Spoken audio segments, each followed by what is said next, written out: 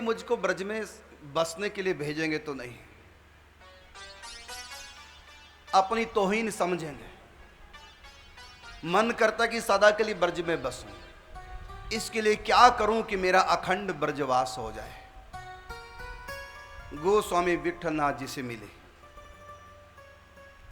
उस समय गोकुल आए हुए थे, जमुना के तट पर ताज बेगम मिली है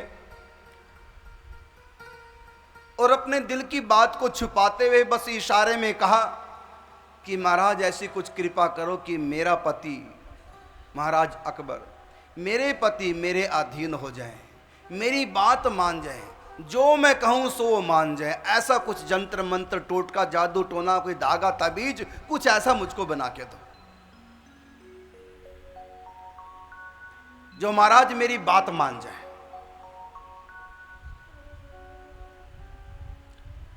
विट्ठलनाथ गोस्वामी जी ने कहा अकबर की पत्नी ताज बेगम को कि देवी तुमको ऐसा कभी सोचना नहीं चाहिए।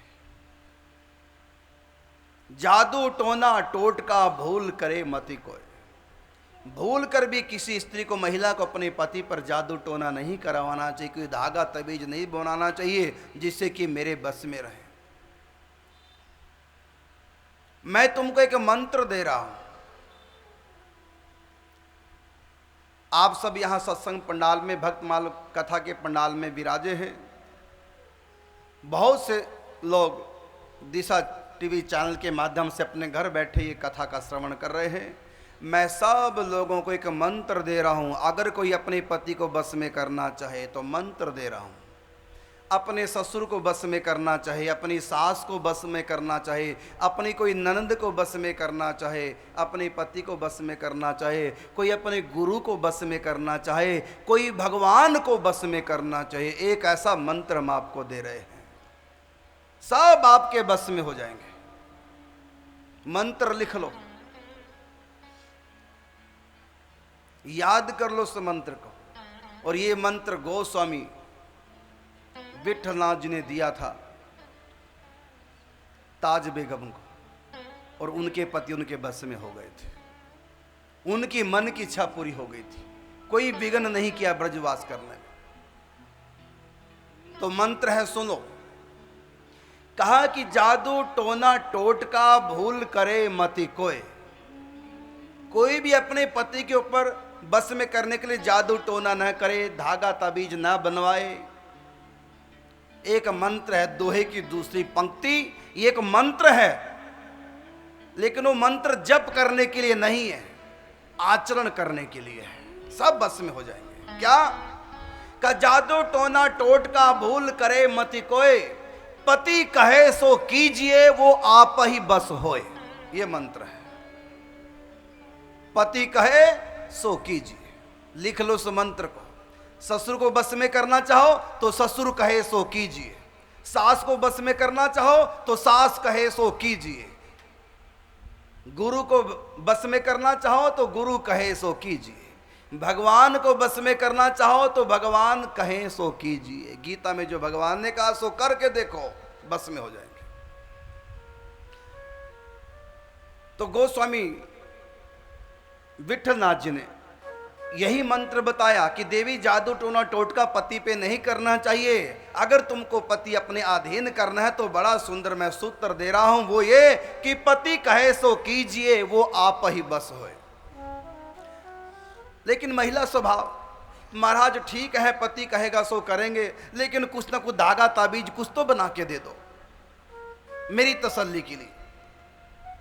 का ठीक है देवी तुम नहीं मानती, लेकिन मैं एक मंत्र लिख के दूंगा। वो मंत्र तभी काम करेगा जब तुम ये बात मानोगी पति कहे सो कीजिए।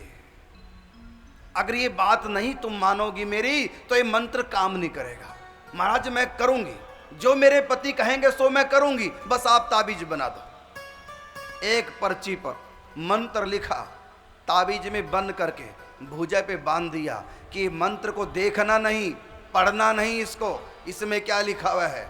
और ये मंत्र मेरा तब तक काम करेगा जब तक तुम मेरी बात मानोगी। क्या कि पति कहे सो कीजिए, ये बात मानना, फिर ये मंत्र काम करेगा।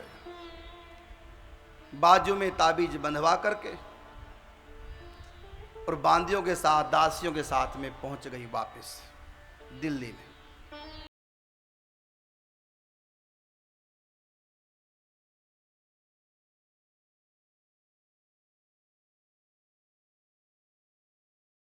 आज बेगम ने ये जो मंत्र, जादू टोना जो करवाने की कह रही थी, किस लिए, पति को बस में क्यों करना चाहती थी? उसकी नीयत कोई संसारिक सुख की नहीं थी। उसके मन में एक ही संकल्प था कि मेरे पति मुझको ब्रजवास के लिए कह दें, मेरे प्रति मुझको अखंड ब्रजवास के लिए रोके ना, मेरी बात मान जाएं। उसका लक्ष्य भगवान था, उसका लक्ष्य अखंड ब्रजवास था, कोई संसारिक कामना नहीं, भगवदीय कामना थी, अखंड ब्रजवास की कामना थी, कोई लौकिक कामना नहीं थी।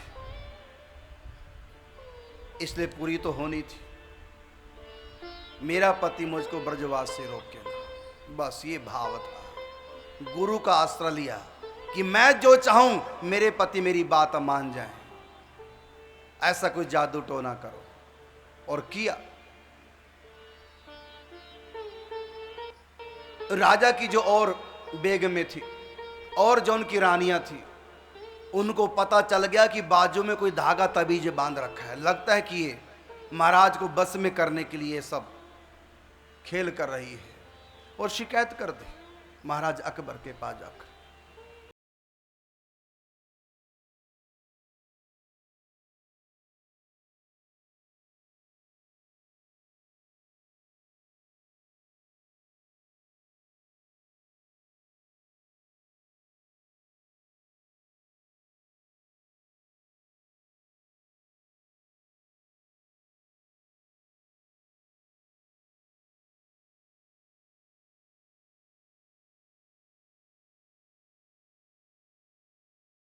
देखो मत, क्योंकि गुरुदेव ने कहा था अगर इसको खोल के देख लिया तो ये काम करना बंद कर देगा।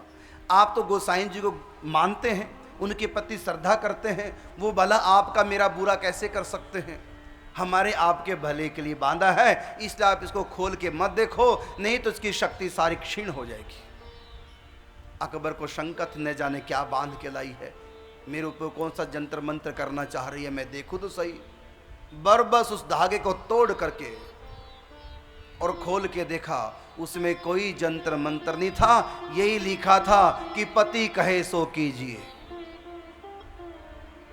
उसका मन को तसल्ली देने के लिए लिख दिया था, कोई जंत्र मंत्र जादू टोना नहीं था, यही लिखा कि पति कहे सो कीजिए।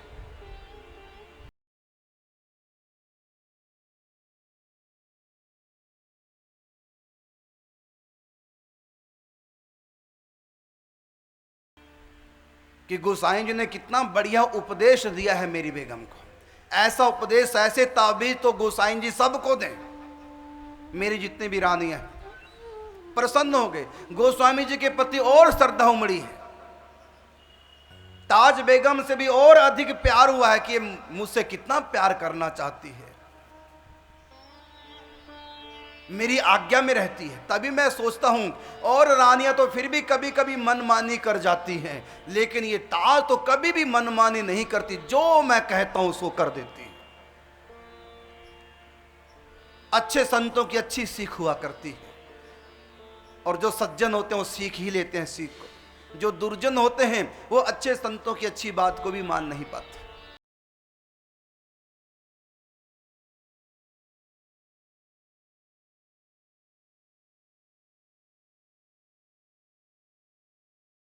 ये इतना मेरी सेवा करती है तो मैं भी इसको पूछ लूं कि इसकी इच्छा क्या है। ये हर समय मेरी इच्छा का अनुगमन करती है, जो मैं चाहता हूं सो ही करती है। लेकिन आज तक मैंने इसको कभी नहीं पूछा कि तेरी चाह क्या है। जब ये इतना मुझसे प्रेम करती है तो मेरा भी फर्ज बनता है कि मैं इसको पूछूं क्या चाहती है।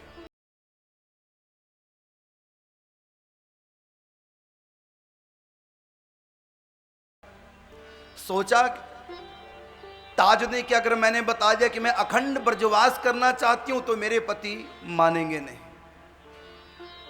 क्योंकि राजा की पत्नी जोगन होकर वृंदावन में वास करे तो राजा की तौहीन है, राजा अपनी बेइज्जती मानेंगे। ये मानेंगे तो नहीं, लेकिन हां सांप भी मर जाए, लाठी भी ना टूटे, राजा भी बात मान जाए और मैं ब्रज में पहुंच जाऊं। ये तो सीधा सीधा नहीं कहा कि मैं ब्रज में बसना चाहती हूं, बल्कि ये कहा कि आगरे में जो अपना किला है मैं वहां वास करना चाहती हूं। आगरा ब्रज की बिल्कुल सीमा पे पड़ता है। शास्त्रों में हमारे आगरे का नाम है अग्रवन। तो ये बिल्कुल ब्रज की सीमा पे है। तो ब्रज के लिए तो मेरे पति हां नहीं करेंगे, चलो ब्रज की सीमा बिल्कुल छूती हुई है आगरे की। तो पति से कहा कि आप ऐसी कृपा करो, मेरी इच्छा है कि मैं आगरे के किले में निवास करूं। राजा अकबर बड़े प्रसन्न हुए, अच्छी बात है। पहले भी कई रानियां वहां रहती थी, चलो तुम भी जाके वहां रहो। कुछ रानियां दिल्ली रहती थी, कुछ आगरे रहती थी। अकबर दोनों जगह रहा करता था। आगरे भेज दिया गया नौका के द्वारा, दिल्ली से जमुना के रास्ते, नौका के रास्ते आगरा पहुंच गए। बीच में वृंदावन भी आया, दर्शन किए, प्रणाम किया, आगरे पहुंच गई। बीच बीच में आगरा से वृंदावन आया करती थी, गोवर्धन परिक्रमा करने आया करती थी। पहले पता लगा लिया करती थी इस समय गोसाई जी कहाँ हैं। वो गोकुल और गोवर्धन दो जगह अक्सर रहा करते थे। गोकुल होते गोसाई जी तो गोकुल आती थी, और गोवर्धन होते गोसाई जी तो गोवर्धन जतिपुरा में पहुंच जाती थी। गोसाई जी का सत्संग करती, हर समय नाम का जाप करती, भगवान श्री कृष्ण की लीलाओं का चिंतन करती। चिंतन करते करते, नाम जप करते करते ऐसा अभ्यास किया, हर समय नाम जप होता और सहज ही श्री कृष्ण की लीलाओं का चिंतन होता। जो भी वो लीला पढ़ती थी, जो भी लीलाओं सुनती थी, एकांत में बैठकर उन लीलाओं का चिंतन करती थी, जैसा कि गुरुदेव भगवान ने बताया, गोसाई जी ने जैसा बताया था। पहले भी बहुत सत्संग सुन चुकी थी लीलावती और शोभावती का, अब यहां प्रत्यक्ष में सत्संग हो रहा है। फिर राज आज्ञा के अनुसार इसको जाना पड़ता आगरे, बीच बीच में आती रहती, जाती रहती। ऐसी भक्ति की लगन लगी, इसकी वेशभूषा भी हिंदू महिलाओं जैसी हो गई, श्री कृष्ण के रोती रहती थी। जब राजा अकबर आगरे पहुंचे तो उनकी जो और रानियां थी और जो बांदियां थी, दासियां, उन सब ने शिकायत कर दी अकबर के पास ताज बेगम की। कहा कि महाराज, दासियों ने कहा कि आपकी बेगम ताज आपके हाथ से निकलती दिखाई दे रही है। वो तो हिंदू बन गई है, कृष्ण का चित्र लेकर के, फोटो लेकर के उसको देखती रहती है, रोती रहती है, हर समय कृष्ण कृष्ण करती है। कलमा कुरान सब पढ़ना छोड़ दिया उसने, कृष्ण कृष्ण जपती रहती है। उसकी वेशभूषा भी बिल्कुल हिंदुओं जैसी हो गई, लहंगा पहनती है, बीच बीच में तिलक भी लगाने लग गई। उसका रहन सहन सब काफिराना हो गया है। आप ध्यान दो, आपने बेगम को आजाद छोड़ रखा है, आपके लिए ठीक नहीं है। कल बदनामी हो समाज में, आपकी नाक कटे, इससे पहले आप कंट्रोल करो। राजा ताज बेगम से इतने प्रभावित थे उनके इसी धार्मिक विचारों के कारण से, उनको रोका नहीं, भीतर से बड़े प्रसन्न हुए, कुछ कहा नहीं। लेकिन ताज की निजी जो दासी थी, बांदी थी, उसने ताज को आके बता दिया कि महारानी जी,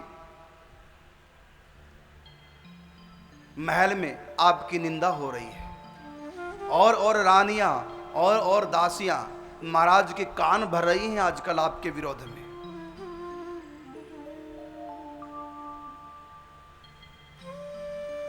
आपकी वेशभूषा की बुराई हो रही है, आप जो पूजा बंदगी करती हैं इसकी बुराई हो रही है। मैंने आपको सावधान करना था, सो कर दिया। मैं आपकी दासी हूं, बांदी हूं। अब आप जैसा चाहें सो करें। आप तक बात पहुंचे, आपके विरोध में राजा महाराज कोई कदम उठाएं, उससे पहले आप सावधान हो जाओ। अपनी बुराई जब बांदी के मुख से सुनी कि मेरी और सौतें और दासियां महाराज के कान भर रही हैं, मेरा विरोध कर रही है, ना तो राजा से कुछ कहा और ना ही और जो रानियां थी उनसे कुछ कहा, न ही उन दासियों से कुछ कहा। अपने दुख को निवेदन करने लगी अपने ठाकुर जी के पास। जो चित्र रखती थी ठाकुर जी का चित्रपट, उसके सन्मुख गई और रोने लगी, प्रभु मैंने अपने आप को आपके चरणों में अर्पण कर दिया है। मेरा जीवन अब आपका हो गया है, आप कृपा करो, मैं आपके बिना नहीं रह सकती।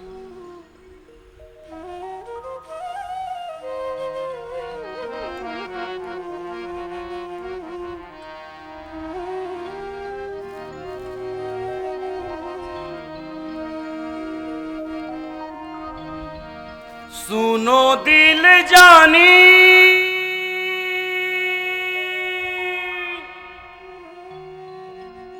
सुनो दिल जानी,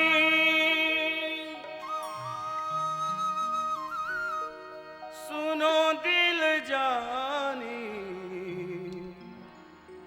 सुनो दिल जानी।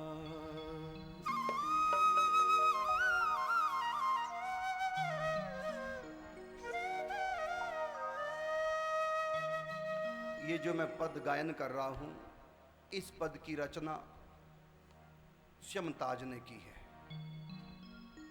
ताज के बहुत से पद हैं वृंदावन में जो मंदिरों में गाए जाते हैं। वल्लभ संप्रदाय के मंदिरों में ताज के कई भजन गाए जाते हैं। ताज विदुषी थी, भक्ति थी, भक्ता थी, कवित्री भी थी। कविताएं लिख लिख करके ठाकुर जी को सुनाया करती थी।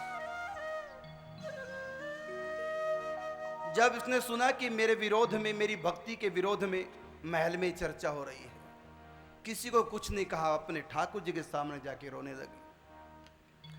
ये रचना ताज बेगम की लिखी है।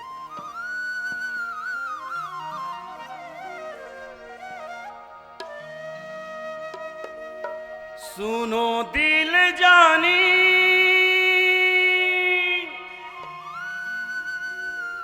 सुनो दिल जानी,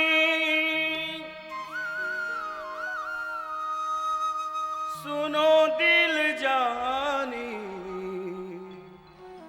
सुनो दिल जानी, सुनो दिल जानी, सुनो दिल जानी, सुनो दिल जानी, मेरे दिल की कहानी, सुनो दिल जानी, मेरे दिल की कहानी। तेरे हाथ हूँ बिकानी, तेरे हाथ हूँ बिकानी, बदनामी भी सहूंगी, सुनो दिल जानी, दिल की कहानी, सुनो दिल जाने, मेरे दिल की कहानी, सुनो दिल जाने।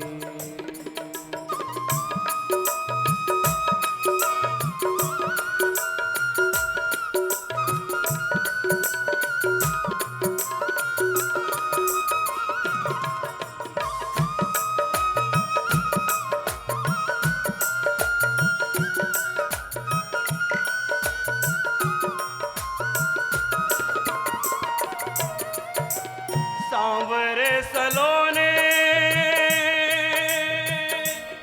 सांवरे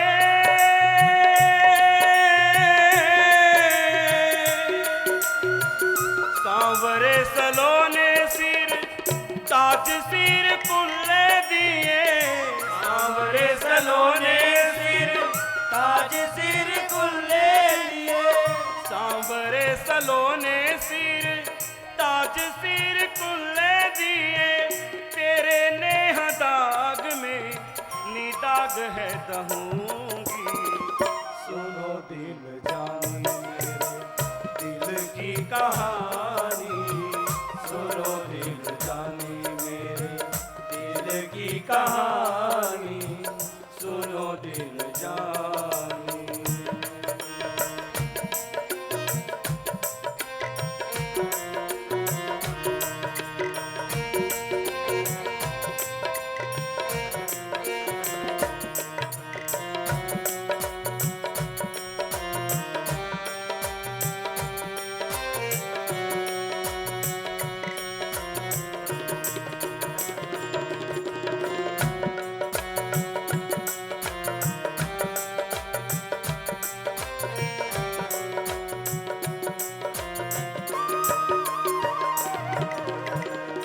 नंद के कुमार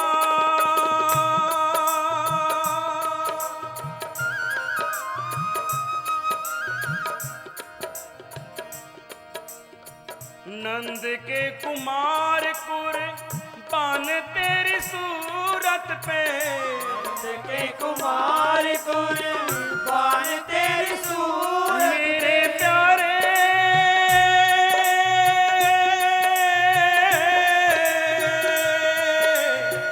नंद के कुमार कुर्बान तेरी सूरत पे, हो तो मुगलानी हिंदू वानी हो रहूंगी। सुनो दिल जानी मेरे दिल की कहानी, सुनो दिल जानी मेरे दिल की कहानी, सुनो दिल जानी।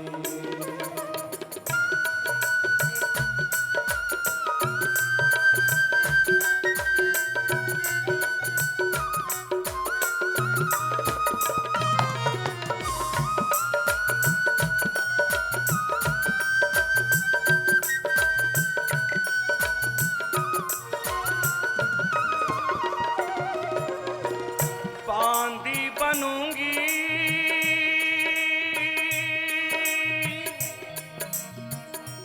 मेरे प्यारे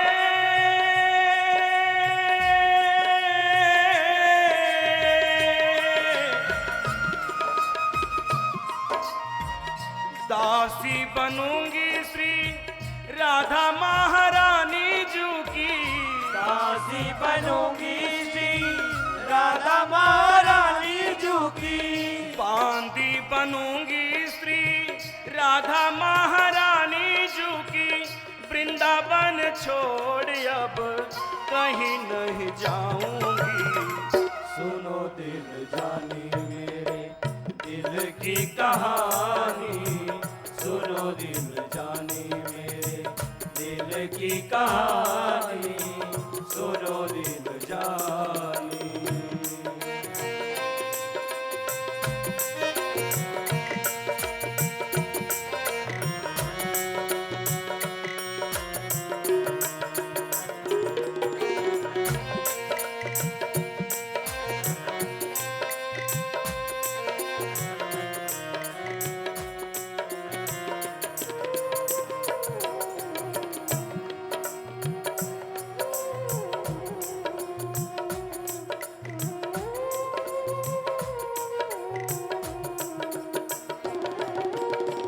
सूथना को सूथना को त्याग पहन घाघरा घुमावदार, सूथना को त्याग पहन घाघरा घुमावदार, सूथना को त्याग पहन घाघरा घुमावदार, फरिया को फार शीश चुनरी चढ़ाऊंगी। सुनो दिल जानी मेरे दिल की कहानी, सुनो दिल जानी मेरे दिल की कहानी, सुनो दिल जानी।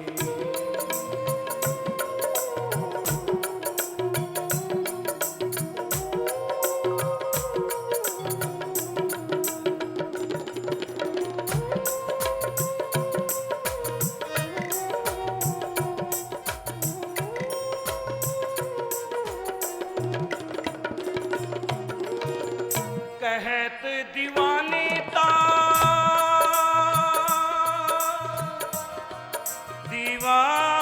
दीवानी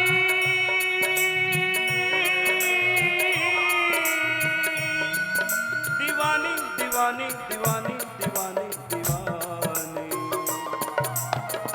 कहत दीवानी ताज लोगों से न कछु काज कहते दीवानी ताज लोगों से न कछु काज कहत दीवानी ताज लोगों से न कछु काज तुर्कनी को छोड़ नाम गोपिका धराऊंगी सुनो दिल जानी मेरे दिल की कहानी सुनो दिल जानी मेरे दिल की कहानी तेरे हाथ हूँ बिकानी तेरे हाथ हूँ बिकानी बदनामी भी सहूंगी सुनो दिल जानी मेरे दिल की कहानी सुनो दिल जानी मेरे दिल की कहानी सुनो दिल जानी सुनो दिल जानी सुनो दिल जानी सुनो दिल जानी सुनो सुनो दिल जानी सुनो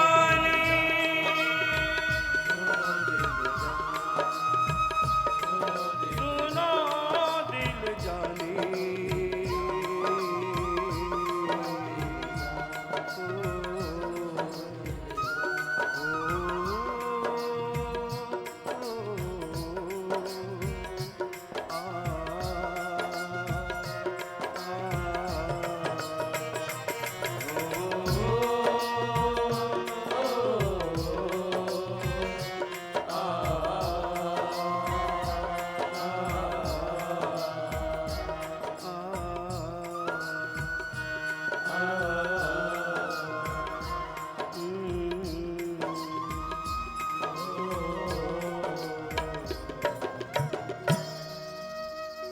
सुनो दिल जानी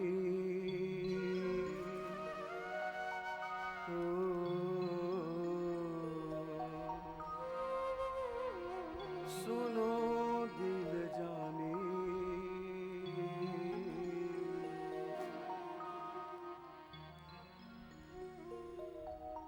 कोई लाख सताए सताए हमें हम साहस से सहते ही रहेंगे कोई तब तक कड़ाहे में डाले हमें हम कृष्ण की जय कहते ही रहेंगे दरिया में बहाए बहाए तो कोई प्रभु प्रेम सने बहते ही रहेंगे धन जाए चाहे ये तन जाए तो क्या जिसे चाहा उसे चाहते ही रहेंगे चाहे मेरा लाख विरोध हो चाहे राजा मुझको फांसी पे लटका दे चाहे मेरे सीने पे पत्थर बांध के राजा मुझको जमुना में बहा दे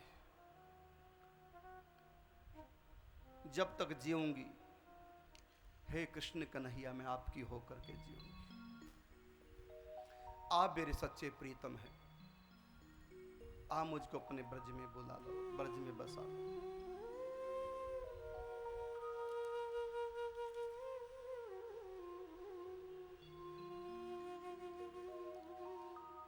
बार बार यही प्रार्थना करती थी कैसे भी ब्रज में बस जाओ दिन गुजरते गए कई महीने बीत गए अब तो मन में ठान लिया कि मैं अपने पति को राजा को नहीं कहूंगी कि मुझको ब्रजवास मिले